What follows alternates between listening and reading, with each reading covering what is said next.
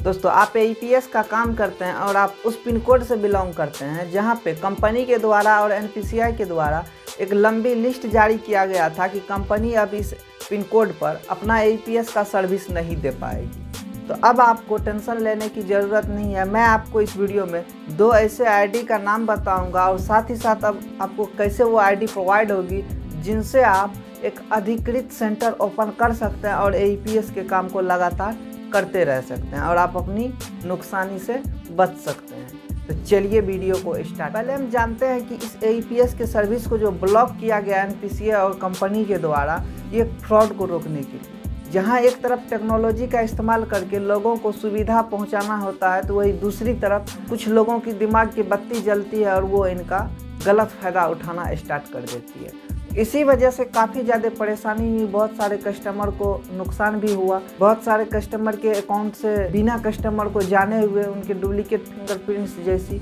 Scam करके उनके पैसे उड़ा लेते थे।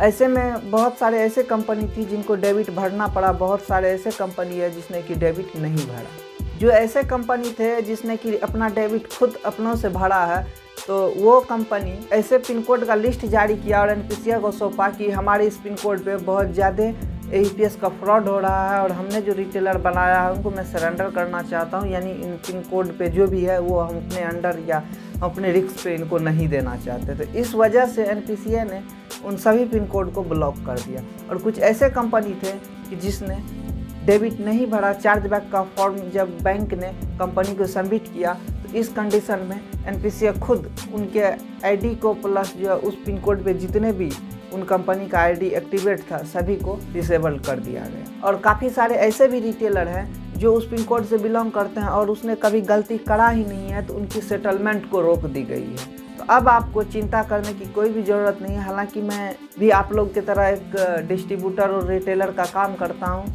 और हमारी ज़्यादातर फील्ड में काम होता है, मैं फील्ड घूमते रहता हूँ।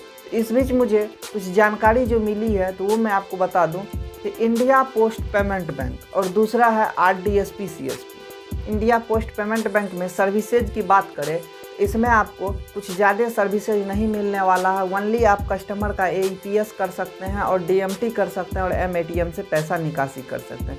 बस आपको इंडिया पोस्ट पेमेंट बैंक की सीएसपी जब मिलेगी तो ये केवल 3 ही सर्विस दिया जाएगा। के बाद नहीं आप कोई भी रिचार्ज कर सकते हैं, नहीं कोई बिल पेमेंट कर सकते हैं, नहीं आप अकाउंट ओपनिंग कर सकते हैं, नहीं आप आधार का काम कर सकते हैं। यानी इस तरह का कोई भी सर्विस अवेलेबल नहीं है।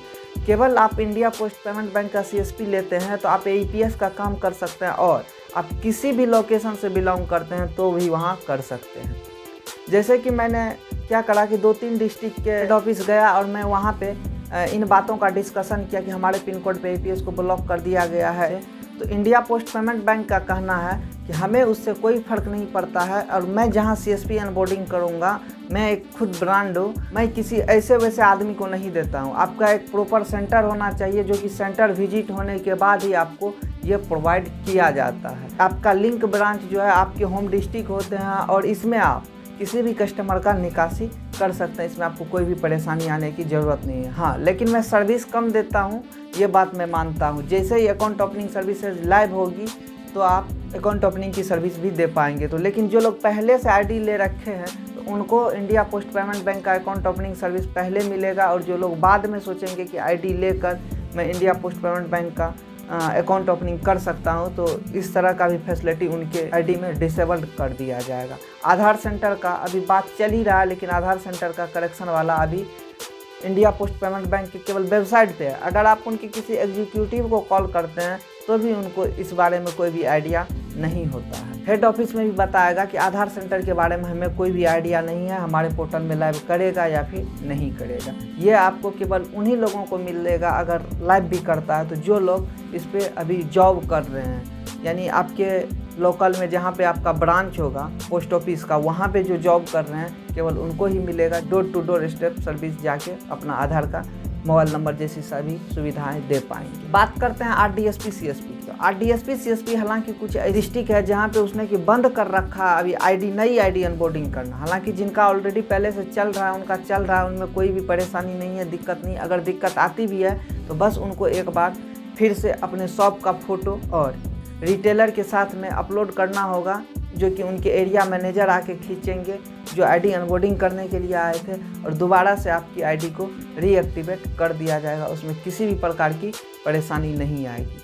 लेकिन आप इंडिया पोस्ट पेमेंट बैंक और RDSP CSP लिए हुए हैं, तो ये देखिए बैंकिंग वाला आईडी है, ये आपको सभी पिन कोड पे वर्क करेगा। आपको कहीं पे भी टेंशन लेने की ज़रूरत नहीं है। मैं ऐसा क्यों बता रहा हूँ कि हमारे भी बहुत सारे रिटेलर हैं मार्केट में, और जो कि अभी मान लीजिए हमारे आईडी से काम करना बंद कर दिया है, तो उनको मैं देख रहा हूँ कोई सूर्योदय स्मॉल फाइनेंस बैंक का या फिर RDSP CSP इंडसइंड बैंक का CSP आईडी ले लिया है, या फिर बहुत सारे ऐसे रिटेलर हैं जिसने कि DGPay में शिफ्ट हो गए हैं। तो मैं उनसे खबर लेते रहता हूँ कि आपको इनमें क्या सर्विसेज मिलती है, क्या, तो डिस्कशन जब चलती है तो इन्हीं से बात आगे बढ़ती। हालांकि जब मुझे RDSP CSP मिला तो मैं अपने भी डिस्ट्रिक्ट के जो एरिया मैनेजर हैं उनसे पूछा। उनके बाद जो है हमारे बगल में ही दूसरा डिस्ट्रिक्ट का सीमा लगता है, अनबोर्डिंग किया गया था, तो दोनों का नंबर दिया गया था कि हमारे घर से जिसकी दूरी नज़दीक होती है वो आके अनबोर्डिंग करेंगे।